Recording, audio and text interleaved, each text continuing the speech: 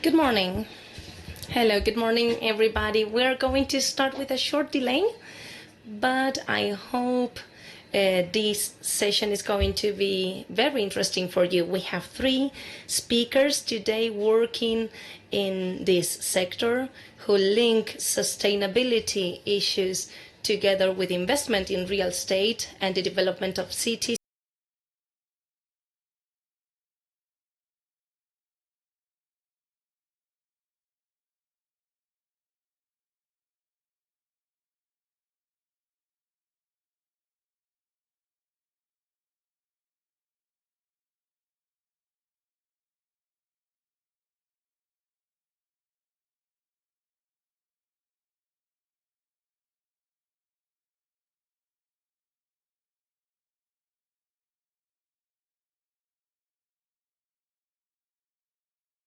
In Neinor. Neinor is one of the developers developing in Spain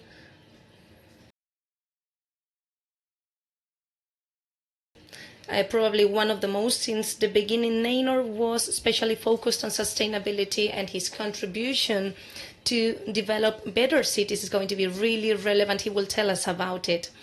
Now we also have Luis Cabrera. You see Luis and you will probably see a symbol of energy somewhere, and that's because he's very specialized in energy. He works in CBRE, and well, he's got a long-standing career around energy management. And well, you know that energy and sustainability emissions, that's a world that Luis knows very well, and we will have the chance to speak about that as well. The topic we're going to deal with today is cities to improve life or to improve living. This needs to be an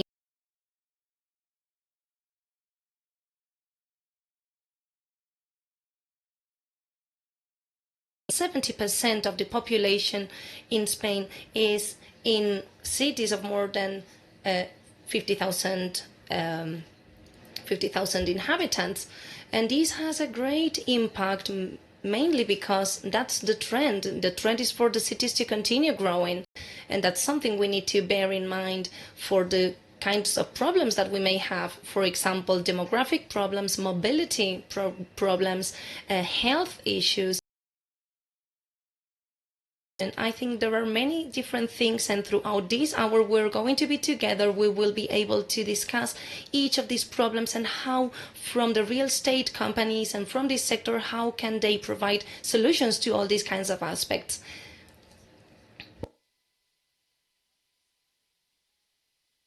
Bienvenido, Karim. Es un placer tenerle usted aquí con nosotros. Tiene usted al público preparado para escucharle.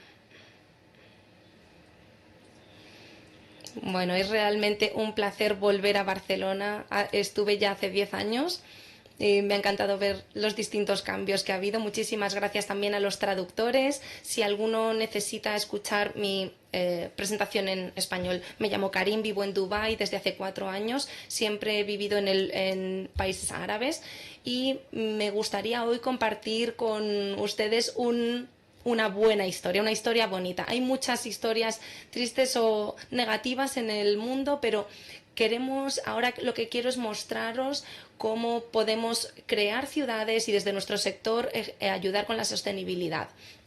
Vamos a hablar de la ciudad sostenible, The Sustainable City, que está en Dubái. Pensemos en un vecindario, en un barrio. Antes de llegar a esto estuvimos aprendiendo mucho. Si volvemos al 2008, tuvimos la crisis financiera que afectó mucho al sector inmobiliario. En 2010 estaba todo muy paralizado y en 2012 viajamos a muchas comunidades diversas en el mundo porque queríamos anticiparnos y entender desde el sector inmobiliario cómo crear algo diferente. Por tanto, fuimos al campus de West Village en la Universidad de California. También visitamos Fujisawa en Japón, en Alemania también, distintos proyectos también en Dinamarca y la Master City abajo a la derecha en Abu Dhabi. Esto era para nosotros un libro abierto, cómo poder aprender sobre la sostenibilidad, sobre ciudades verdes, ciudades ecológicas, y todos estos ejemplos tenían algo muy valioso para poder aportar. Hay mucho que aprender de ellas. De todo ese aprendizaje, de ese proceso, construimos un plan maestro, 46 actores en Dubái, en una zona llamada Dubai Land, y es una zona de viviendas de renta libre, es decir, una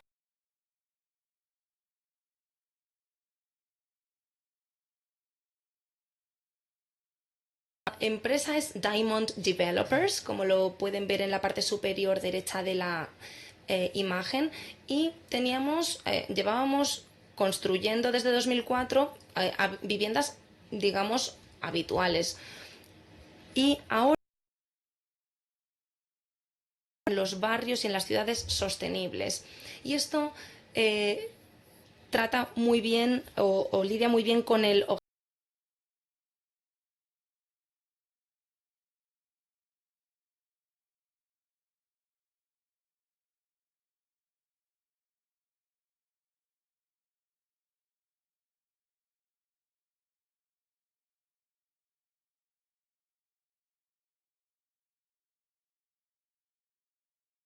mezquita, también una granja, y todo esto dan mucha vida a este barrio. Y el propósito que tiene todo ello es ser medioambientalmente, socialmente y económicamente sostenibles. Entonces, como promotores, realmente queremos centrar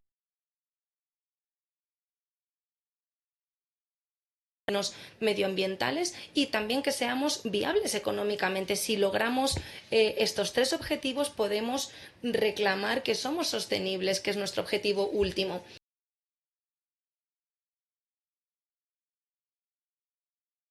Términos sociales, medioambientales y económicos, como he hablado antes. Tenemos la sostenibilidad social, que hace que todos los espacios comunes hablen de inclusión, ayuden a la inclusión de toda la comunidad en este sitio.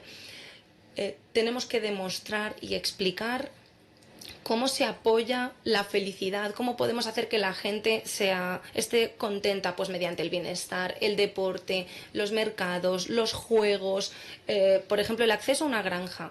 También, si muchos de nosotros probablemente hayamos tenido acceso a una granja o a un huerto de nuestros abuelos, pues es algo muy positivo para todos. Y si ofrecemos este acceso, por ejemplo, en Barcelona, en algún sitio o en otra ciudad sostenible, es un punto muy positivo. También el deporte y el bienestar es un tema clave.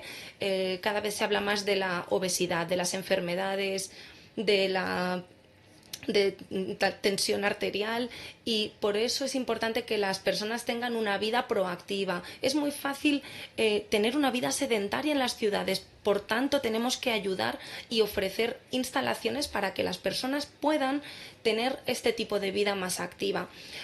Aquí, por ejemplo, hace unas semanas teníamos 45 grados, pero ahora tenemos por delante unos 6 meses de buen tiempo. Por tanto, debido al clima, combinamos deportes al aire libre y también dentro de ciertas instalaciones. Ayudamos, por ejemplo, tenemos concursos de triatlón para los niños, porque pueden ir en bici, correr, nadar, y es muy fácil hacer que las personas se unan gracias a esto. Después tenemos la educación. Cualquier comunidad debe respaldar la educación para la comunidad, también la educación formal en los colegios, y aquí tenemos una escuela internacional para unos 1000 estudiantes que llegan hasta sexto, hasta grade 12, y están rodeados de animales, de una granja equina, y es una zona increíble para aprender. Ahora voy a hablar de algo que tiene más que ver con la ingeniería, la construcción, cómo podemos construir algo que sea más aceptable o sostenible en términos medioambientales, como teniendo en cuenta nuestro master plan, nuestro plan maestro, tenemos en cuenta todo esto. Esto no es ir eligiendo uno u otro.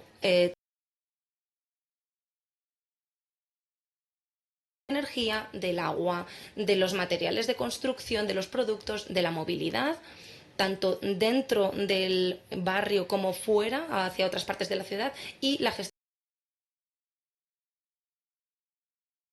de la planificación. Voy a ir explicando cada uno de esos dos aspectos. Primero, la alimentación. Muchos países, España, por ejemplo, es muy rico en agricultura, pero es difícil encontrar lugares en el Sáhara donde podamos plantar, pero sí que lo conseguimos dentro de esta especie de domos, esta especie de cúpulas donde tenemos diversas hojas verdes que podemos cultivar, y también exploramos lo que nos puede traer el futuro. Y, por ejemplo, tenemos aquí la agricultura vertical, porque puede multiplicar la producción por 10, y si tienes un espacio muy limitado, resulta muy útil hacer este tipo de agricultura, porque se puede controlar con la temperatura, con la humedad, todas las variables.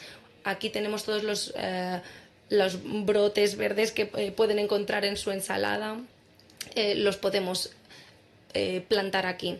Con un espacio muy limitado se puede multiplicar la producción, y ese es el gran beneficio, y también reducir el consumo de agua para para reducir también todos los residuos.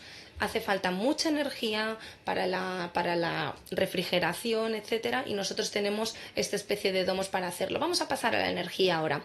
Esta es la vista desde un dron de la ciudad.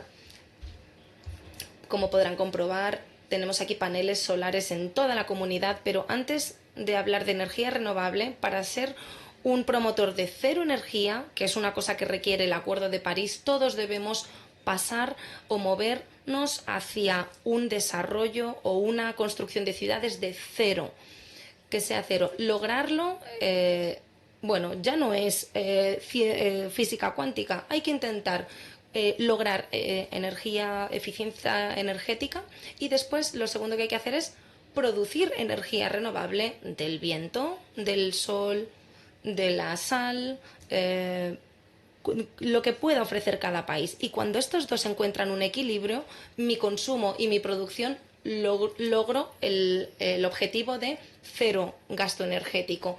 Y este es uno de los Objetivos de Desarrollo Sostenible 7, y tenemos picos de 10.000 megavatios con muchos módulos que producen 600 millones de kilovatios al año. Este es nuestro consumo estimado de energía, y estos 600 millones al año es algo habitual en nuestra zona, y esto se logra mediante iluminación con LED, buenos aislamientos. Todo esto reduce el uso de la energía. Si hay alguna forma en la que pudiéramos comparar entre distintos promotores, la métrica más importante para el futuro es el uso de la energía, que se mide en kilovatios por hora,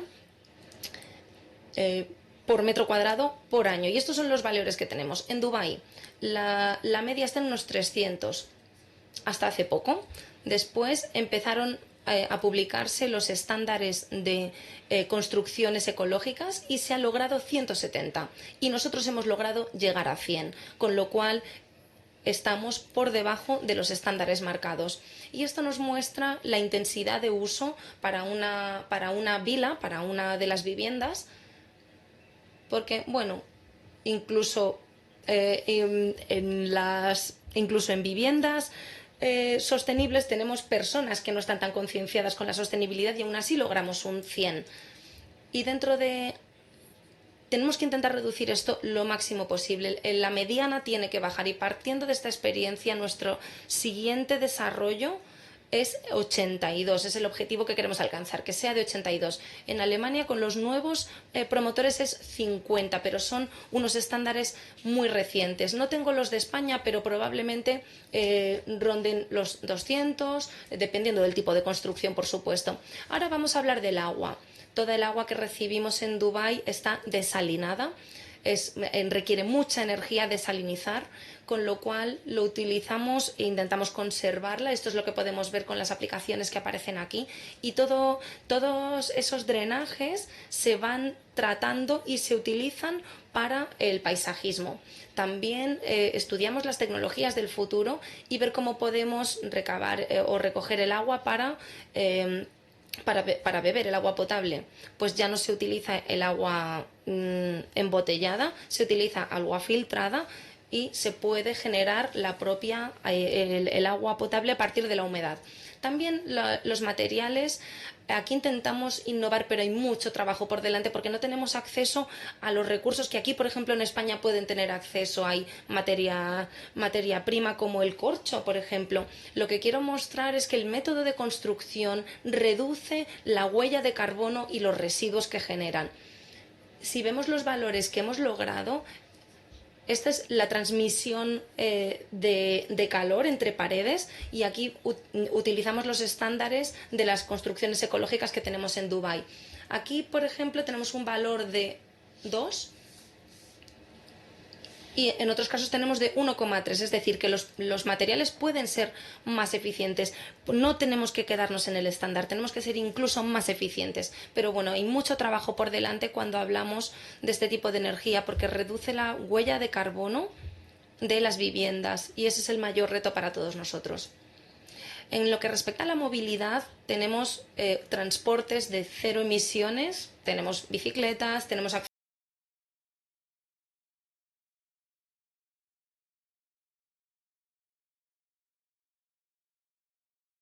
autopistas porque van geolocalizados y también tenemos puntos de carga para los coches eléctricos para que los usuarios pasen de gasolina o de gasoil a eléctricos. Queremos llegar a 20, 30, 40% en los próximos años. Y en cuanto a los residuos, bueno, aquí el tema clave es la reducción.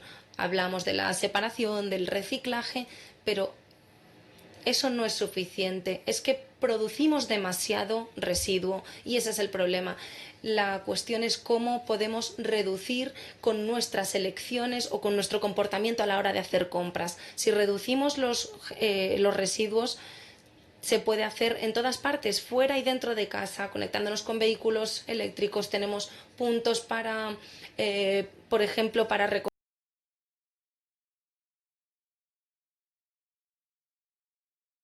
lo que entra y sale de la ciudad en lo que respecta a los residuos. Trabajamos también con Tadwir, que es tiene unas instalaciones de recuperación de materiales y bueno, pues van paletizando los materiales que pueden volver a utilizar, etcétera. Y el último componente que es muy interesante dentro de la sostenibilidad medioambiental es cómo podemos mejorar las temperaturas.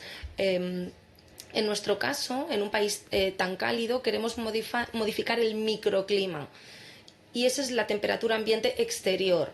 Tenemos una serie de características, por ejemplo, una pintura que refleja los rayos ultravioletas, después también un pavimento permeable de color.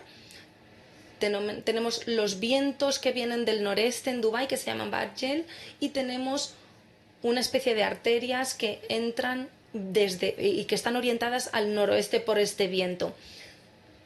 Después también hay una serie de estaciones de agua y todo esto ayuda a que el microclima tenga una temperatura más baja y también las sombras. Evitamos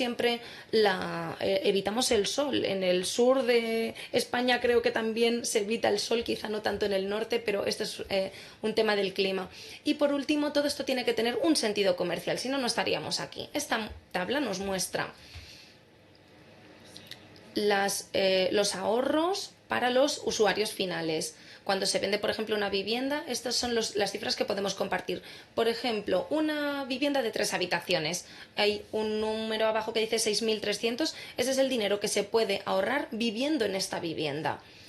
¿Por qué? Porque eres más eficiente, también un ahorro proveniente de que produces energía y también ahorro porque no se pagan mantenimientos ni ningún tipo de comisiones dentro de la ciudad sostenible, que es una fórmula que tenemos prevista allí. También tenemos ahorros para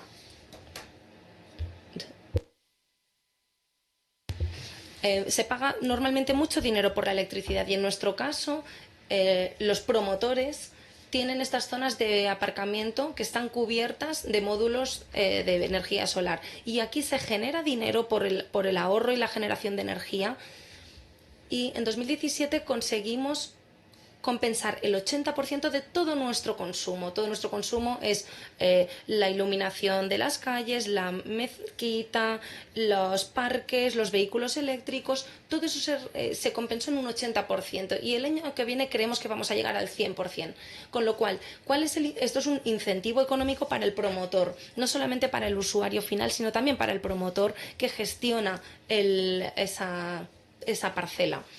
Aquí podemos ver cuánto se ha consumido para los 46 hectáreas. En amarillo está mi producción y en gris mi consumo, con lo cual se puede ver que hay una pequeña brecha por el aire acondicionado, donde se hace un uso mayor durante el verano, pero la línea roja queremos que acabe siendo más bien plana.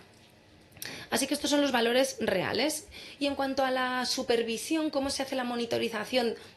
Se estudian todas las emisiones de CO2. Hay muchos créditos para la reducción del CO2 y nosotros como comunidad aparecemos en la lista del CDM, que es el mecanismo para esto, que está reconocido por las Naciones Unidas. Y aquí intentan hacer un seguimiento de las toneladas de CO2 que podemos evitar, porque esto es una cuestión de reducir, de evitar generar emisiones. Así que evitaremos más de 6.000 toneladas métricas de CO2. Y esto tiene un valor económico, por supuesto, esto tiene un valor económico y monetario. Y también valoramos, hay un compromiso para evaluar nuestra huella de carbono. Si tenemos 1.000 personas en el colegio, por ejemplo, ¿cuál es la huella de carbono que tenemos? Pues lo mismo se puede hacer con un campus, con una universidad, con un edificio gubernamental, y tenemos una publicación. Si alguien está interesado en ella, puedo facilitársela a nuestros organizadores para que la compartan con ustedes. Y es una publicación sobre el impacto de la huella de carbono. Y no significa nada a no ser que los demás hagan lo mismo y puedan comparar datos.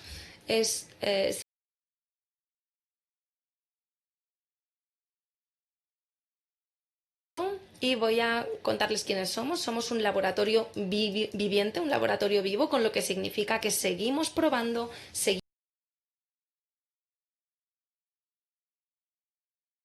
y el instituto facilita la formación, la investigación. Tenemos también un incubador de negocios y también realizamos eventos y diversas conferencias sobre sostenibilidad. Trabajamos con muchos socios por todo el mundo. No estamos aislados, no queremos estar solos en esto. Los objetivos de desarrollo sostenible hablan de las colaboraciones y las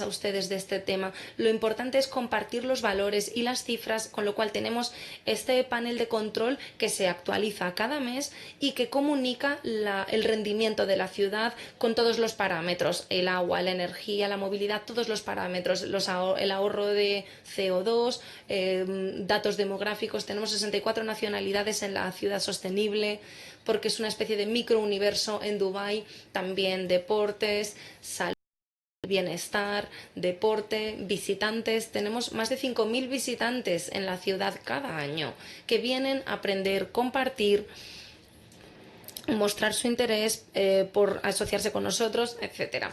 Así que eso es lo que hacemos. Así que les dejo con esta cita, que es de hace 5.000 años y creo que tiene toda la relevancia a día de hoy, de Miguel Ángel, que habla de establecernos objetivos muy altos y no bajos. Muchísimas gracias.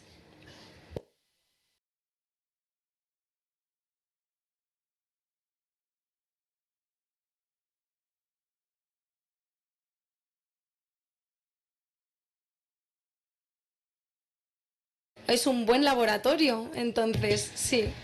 So we've just looked at a case that I think we should be looking forward to the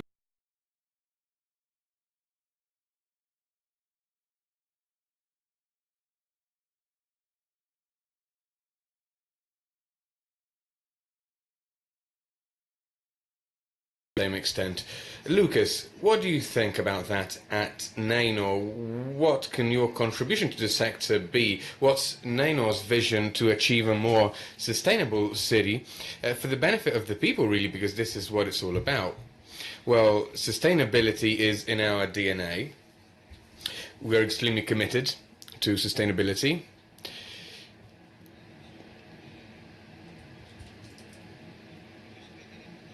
We're committed, as I was saying, to sustainability, and that's reflected in the 84 promotions we already have certified. So we work with an independent organism, and we have, again, 84 promotions, development projects all across Spain. So the value proposal that we offer society and that we offer our clients goes beyond energy efficiency. It embraces other concepts as well: sustainability, economy, energy efficiency, the environment, and so on.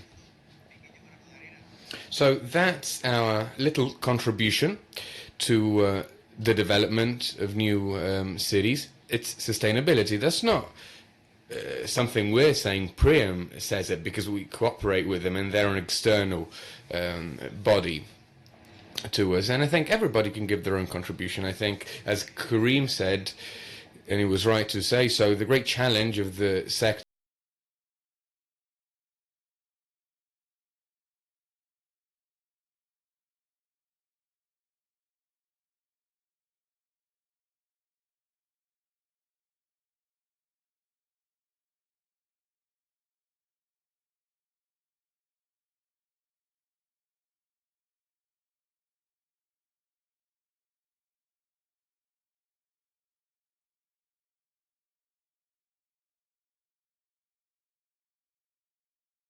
of such a building are 100 times higher than what the building consumes in its lifetime. Yes, so that's where the challenge lies. We need to make the construction chain more sustainable up until the construction of the building is completed.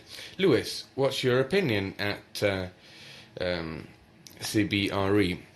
Yes, one interesting thing. We were talking about cities to improve living, and we immediately started touching upon sustainability. That's significant. Those of us who have been working in this field for a number of years know that, well, the sector has and that we love this. At CBRE, our message is this is not a temporary fashion like potable water. This is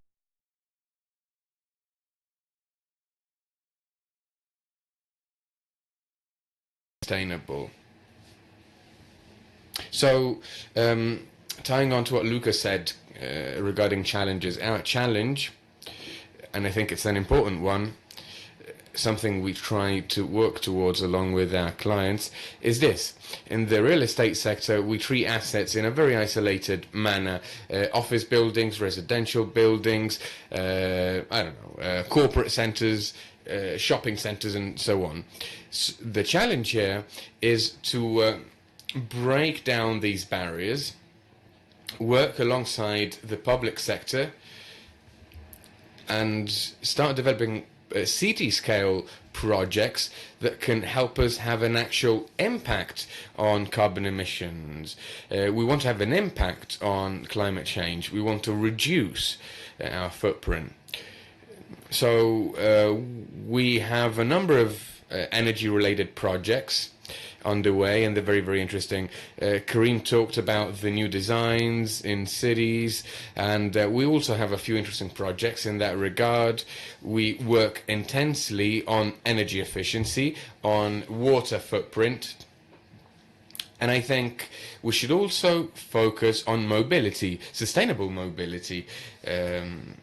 which accounts for about 60% in cities like Barcelona and Madrid. It accounts for about 60 to 80% of the carbon footprint in those cities. So the user of the asset, be it public or private, this man, this woman who is a user is also a citizen. So that's a barrier we need to take down, and that's a challenge for us. Right, so I think you all agree in this, and I think Karim agrees on this as well. We're talking about ways of building, we're talking about processes, and that's absolutely critical. Materials, energy, the energy of the property, and the energy I need to get to it, the energy I need to move to one asset to another within a city. But there's a third factor, and that's innovation. If we keep doing things like we always have, obviously, inevitably, we will yield the same results as before. Lucas, what is it we need to change? Where do we need to change? What's important in innovation so that we can advance in terms of sustainability? And what are you doing at Neinor in that regard? Well, at Neinor, since the beginning, we've always believed that the sector was very, very traditional, very, very slow. The real estate sector is slow. It takes a while to incorporate innovations into this business. So we've been trying to turn things around here. Apart from trying to understand why the sector is slow, and as a result it's hard to incorporate innovation into its value chain, we strive to transform the vision that society had of the real estate sector. That was our goal. At Neinor, we have three main pillars that uphold our sustainability strategy: clients, processes, product. These are the three pillars, and that's what we focus our strategy on.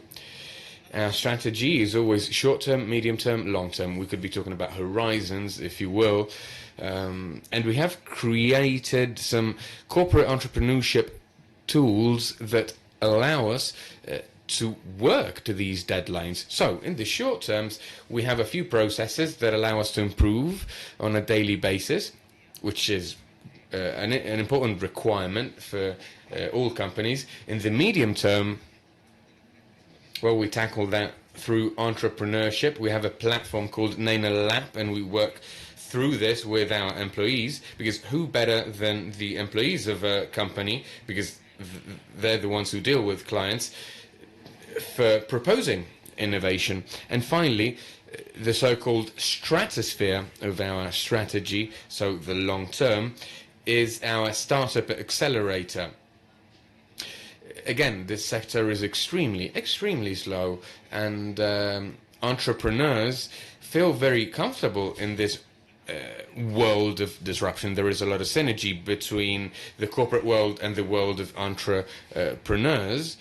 And that's where we come in. We have set up this accelerator to capture talent from startups. So that's more or less our innovation strategy. At Neinor, we have developed innovative solutions within the sector. Let me give you a couple of examples, especially in relation to sustainability. A few months ago, we launched a photovoltaic pack for our clients. So after the legislation changed in Spain, we started offering our clients the possibility, obviously in some construction types, to allocate a photovoltaic pack so that they can start working in terms of self-consumption. It's not disruptive, but it's innovation, we think. Also in terms of value proposal to our clients. Another example, we've also created something that our clients greatly appreciated, an insurance premium called Home Protection, which protects clients from a number of possibilities, events. So these innovations are disruptive to some extent. We have other ideas which will be more disruptive in the long term. But again, that's something we have in our DNA. This is our strategy. We believe in this. And we'll keep on working this way. We're optimistic with regards to the future. Lewis.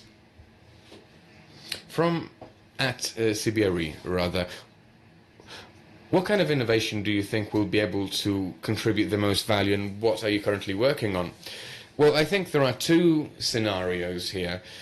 One of them is prop tech oriented, where there are experts.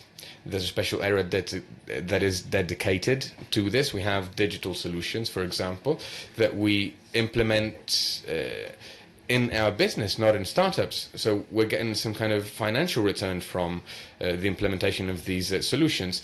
Some of these are focused on mobility, for example, once again, with a view, for example, to understanding how in some office hubs people move with a view to accessing the buildings. So we're working towards reducing that footprint, that impact.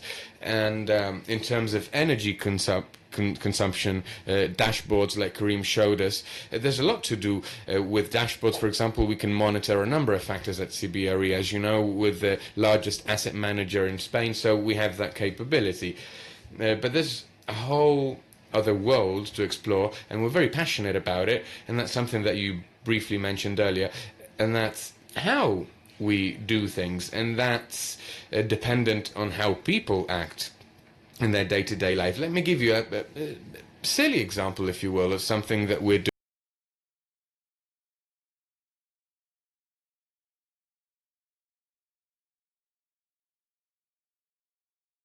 Measures that we have adopted is, well, we've decided not to call any meetings before 11 o'clock in the morning, and that's having a very, very good impact on car traffic in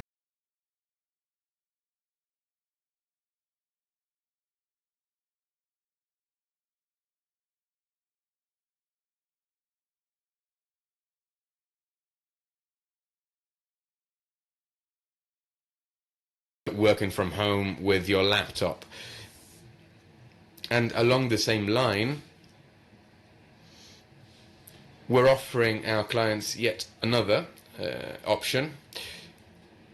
We're working with the United Nations guy of the SDGs, the famous 17 SDGs.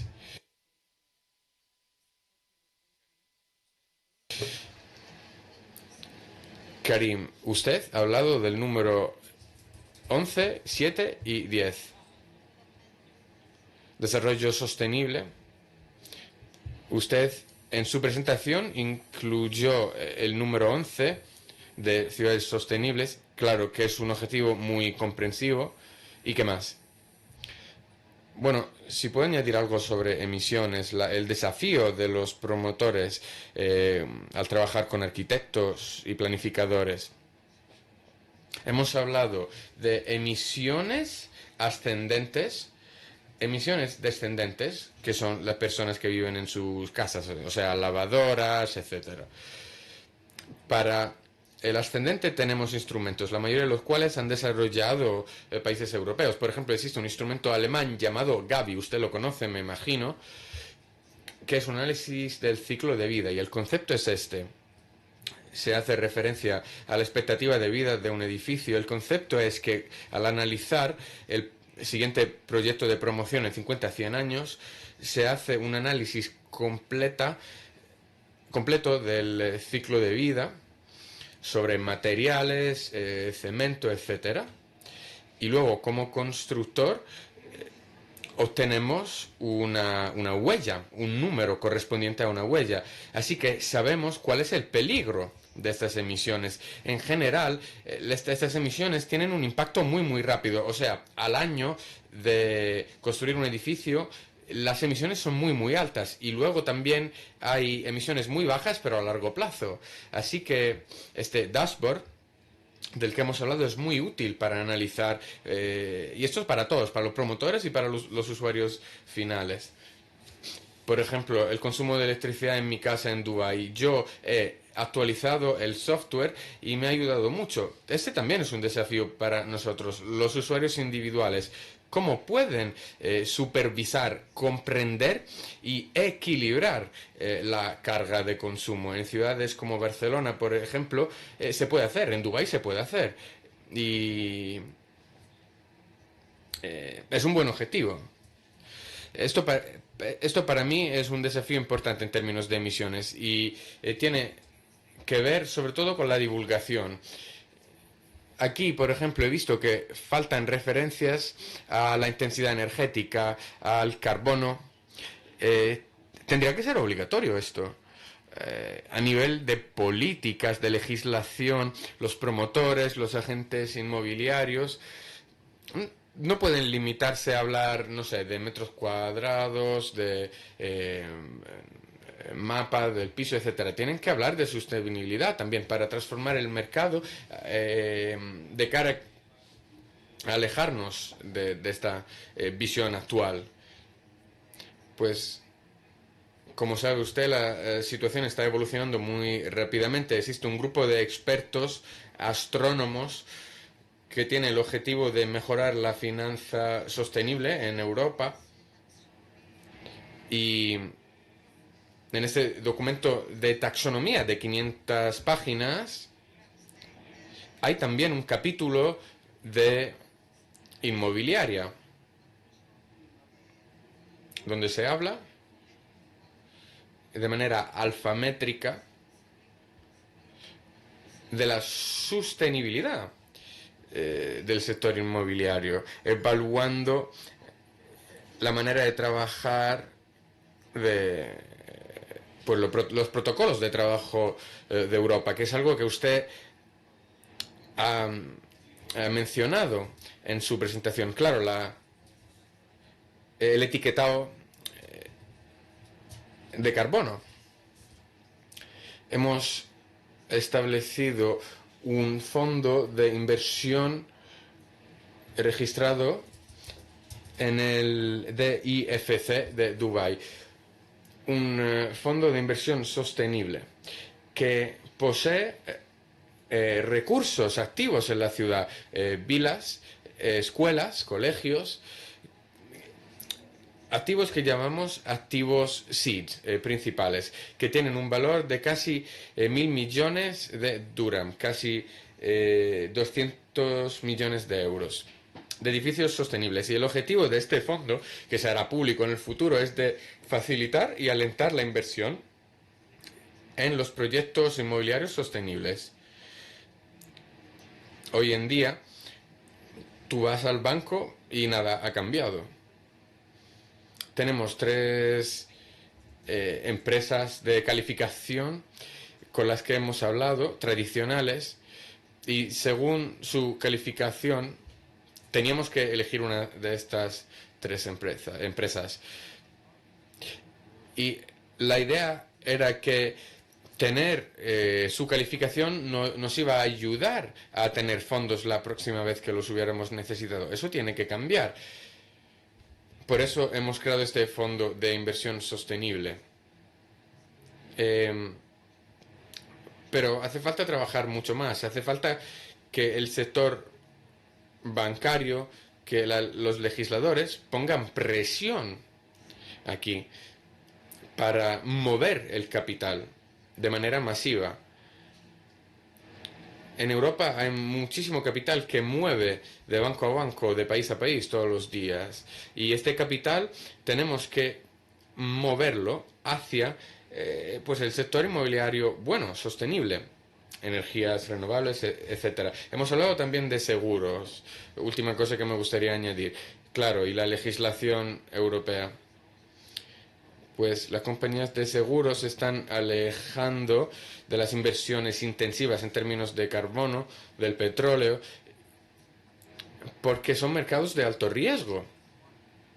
El mercado de los seguros, este ecosistema, se está acercando a los sistemas. I think you will agree on carbon labeling and rating. We need a rating, but it's got to be clear. We identified over 40 different types of ratings for real estate assets, and they're related to sustainability depending on whether these assets are, for example, hotels, if they operate in the residential area, and so on. The world of labeling, the world of rating is difficult to understand. What's your opinion on that? What do you think we need so that we can make labeling useful, as Karim was saying? That's a very good question, actually.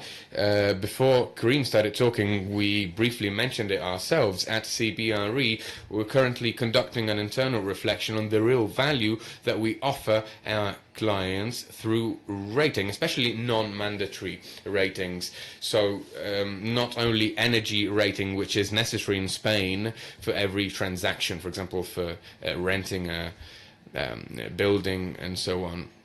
In my team, we have about 50 different types of ratings. BRIAM, we're leaders in Europe in this regard. And as far as ratings go, we started actually reflecting on it. We asked ourselves, will this keep on making sense for our clients? Are we actually offering our clients some added value through labeling and rating? In the capital market, as Karim was saying earlier, green vouchers and so on, is labeling all we can offer, or can we do more? The context we're currently operating in, we've been operating in ever since the Paris Treaty, is becoming increasingly regulated at a European level. Yes, now we have this green framework that Europe has provided with. What we still need is the actual rating, the proper labeling, but I think in the medium term it will be available. Yes, but the truth is there is some legislation here, there is some regulation. So in the future, very, very clearly we'll be moving from an architectural point of view to more efficient buildings, zero emission buildings. Buildings won't be acting, so to speak, in an isolated manner. They will be acting in an integrated manner, and that has forced us to completely rethink the very value of ratings and labelings for our clients. So I'd love to be able to give you an actual answer, but we're currently reflecting on this, so I can't. Yes, this is the right moment to reflect on this, actually. What's your opinion at Naino? Yes, well, labeling is very, very interesting to me. Two quick ideas I'd like to share. There are lots of labels to choose from, type 1, type 2, type 3, and people don't know what they mean. People don't know which ones are useful and which ones are not. So, at the end of the day, we use labels, eco labels, like they were any other asset. Gluten-free items, for example, they've become fashionable, and that's why people buy that merch. It's the same with labels, but clients need to be informed about what labels mean. They can't just pick one because it's fashionable to do so. So, for example, type 3 labels have to do with environmental product declaration. Karim mentioned this earlier, I think. He talked about material life cycle, carbon that is generated throughout the life cycle of a product. We need to explain this to our clients. Right, and this need for spreading information, is there any difference between new clients and old clients?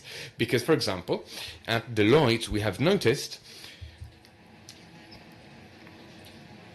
that this transition from user to owner is transforming the profiles of clients within the sector.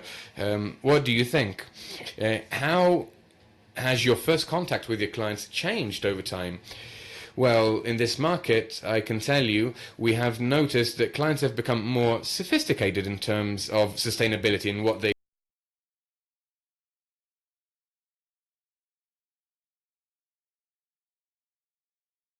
use a sort of stamp to give them a summary of what the building was worth. They didn't want to hear anything about sustainable designs. They didn't care about that. All they wanted to look at was a little label, a little stamp, a little certificate that told them, yes, this building is energy efficient. But now the conversation with them has changed. They want to know more about sustainability. So we can talk to them in a more intensive manner, in a more informed manner, and lots of developers, lots of owners know that sustainability is now a key factor, so they want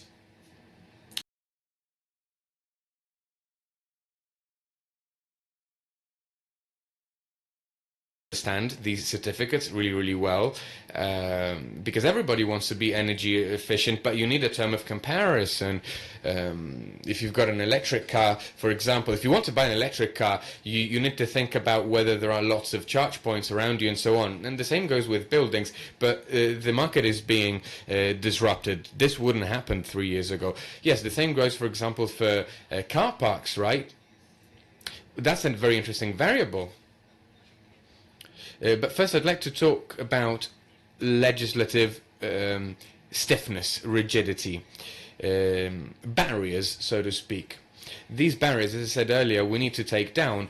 Urban areas need to be more flexible because we need cities to adapt to changes in sustainability and in legislation. So, right now, the Spanish legislative framework is not prepared to deal with the issues that are arising from the residential market, for example, from those assets. And some buildings are rented a flat that is sort of ambiguous in terms of certification. There is no legislation in Spain that allows you to, for example, go to the administration and figure out exactly what you have to endow your building with. We need more flexibility, and our administration needs to provide us with that, because clients are changing radically and quickly. They're more informed than ever before, clients, without the shadow of a doubt. They are aware of what being sustainable entails, and they're interested in this. So let me give you a fact that I think to be interesting. They're not only worried about sustainability in terms of what the building does for the environment, they're interested in healthy buildings, so the impact of buildings on themselves, on clients themselves. Society has a sort of sensitivity towards that. Healthy buildings. Yes, a concept we mentioned earlier, actually. The Spanish market is still not ripe. It's very dynamic, but it's still not ripe. People pay premiums to have a healthy home. And this is good because clients are forcing us to change in all aspects, in terms of sustainability and so on. Well, I think now we're about to finish our session. So, Karim, maybe we can do a summary.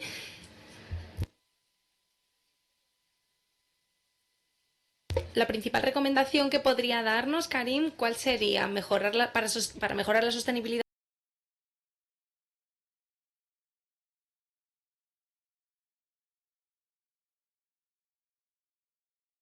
Consumidores. Y hacer pruebas con la innovación, porque no es fácil de lograr en la construcción. Requiere de muchas pruebas y también comprobar la cadena de suministro, con lo cual la educación y mucha innovación. I believe it's important to take into account the scale. We need to move out of the building. Even if we're planning a building, we need to take a look at the general context so we can interact. And in fact, this is already foreseen, and we are working in some projects where we ask around the place of the building what things make sense from the commercial point of view, or maybe I can take into account that there is a school nearby and I can do a photovoltaic installation to compensate or set off the demand, or any other initiatives where we are working on right now with these kind of properties is, for example, urban agriculture as a measure implemented by the user or the owner, but which is then really put in practice by the tenants. So this is like closing the circle, and this is in people. Innovation is in people, and these are just tools that we have. And Lucas, I agree with Karim and with Luis. Education and people. Now everything is smart. Smart cities, smart homes, smartphones, but we need to make smart people so they can do smart cities.